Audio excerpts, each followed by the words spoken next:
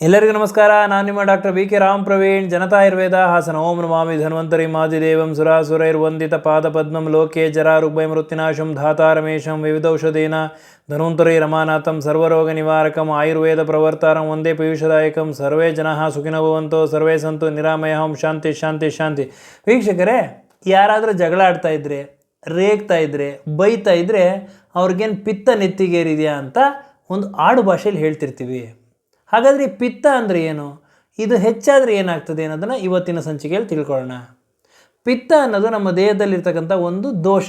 ನಮ್ಮ ದೇಹದಲ್ಲಿ ಪ್ರಮುಖವಾಗಿ 3 ದೋಷಗಳಿದೆ: ವಾತದೋಷ, ಪಿತ್ತದೋಷ ಹಾಗೂ ಕಫದೋಷ. ಈ 3 ದೋಷಗಳು ಯಾವಾಗ ಸಮಸ್ಥಿತಿಯಲ್ಲಿರ್ತದೋ ನಾವು ಆರೋಗ್ಯದಿಂದ ಇದ್ದೀವಿ ಅಂತ ಅರ್ಥ.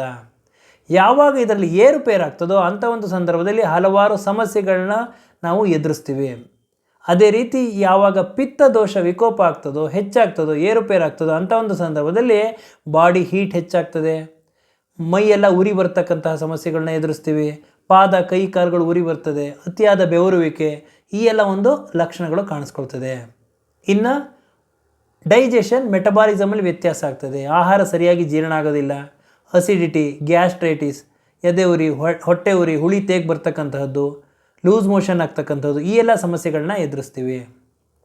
ಹಾಗೂ ಆ್ಯಂಗರ್, ಇರಿಟಬಿಲಿಟಿ, ಸಣ್ಣ ಸಣ್ಣ ವಿಷಯಕ್ಕೆ ಸಿಟ್ಟು ಮಾಡ್ತಿರ್ತಾರೆ, ರೇಗ್ತಿರ್ತಾರೆ, ಪೇಷನ್ಸ್, ತಾಳ್ಮೆ ಕಳ್ಕೊಂಡಿರ್ತಾರೆ, ಶಾರ್ಟ್ ಟೆಂಪರ್ ಆಗಿರ್ತಾರೆ, ಈ ಎಲ್ಲ ಒಂದು ಲಕ್ಷಣಗಳು ಕಾಣಿಸ್ತದೆ.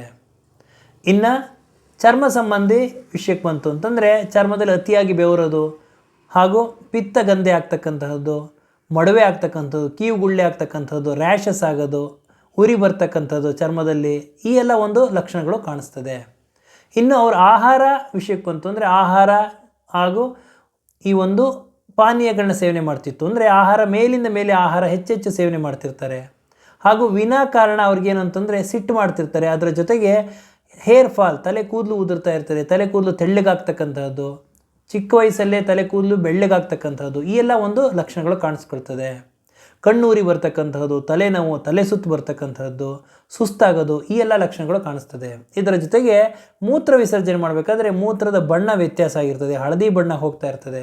ಅದರ ಜೊತೆಗೆ ಉರಿ ಮೂತ್ರತಾ ಇರ್ತದೆ. ಮೂತ್ರ ವಿಸರ್ಜನೆ ಮಾಡಬೇಕಾದ್ರೆ ಬೆಂಕಿ ಹಾಕ್ದಂಗೆ ಆಗುತ್ತೆ ಡಾಕ್ಟ್ರಿ ಅಂತ ಬಂದು ಹೇಳ್ತಿರ್ತಾರೆ. ಈ ಎಲ್ಲ ಒಂದು ಲಕ್ಷಣಗಳು ಕಾಣಿಸ್ಕೊಳ್ತು ಅಂದರೆ ದೇಹದಲ್ಲಿ ಪಿತ್ತ ದೋಷ ವಿಕೋಪ ಆಗಿದೆ ಅಂತ ಅರ್ಥ. ಆದ್ದರಿಂದ ಇವತ್ತಿನ ಒಂದು ಸಂಚಿಕೆಯಲ್ಲಿ ಪಿತ್ತದೋಷ ಅಂದರೆ ಏನು, ಪಿತ್ತದೋಷ ವಿಕೋಪ ಆದರೆ ಯಾವ ಯಾವ ಲಕ್ಷಣಗಳು ಕಾಣಿಸ್ಕೊಳ್ತದೆ ಅನ್ನೋದನ್ನು ತಮಗೆ ತಿಳಿಸ್ಕೊಟ್ಟಿದ್ದೀನಿ. ನನ್ನ ಈ ವಿಡಿಯೋ ತಮಗೆ ಇಷ್ಟವಾಗಿದ್ದಲ್ಲಿ ಲೈಕ್ ಮಾಡಿ, ಶೇರ್ ಮಾಡಿ ಹಾಗೂ ನನ್ನ ಎಲ್ಲ ಮುಂದಿನ ವಿಡಿಯೋಗಳಿಗಾಗಿ ಸಬ್ಸ್ಕ್ರೈಬ್ ಮಾಡಿ. ಧನ್ಯವಾದಗಳು.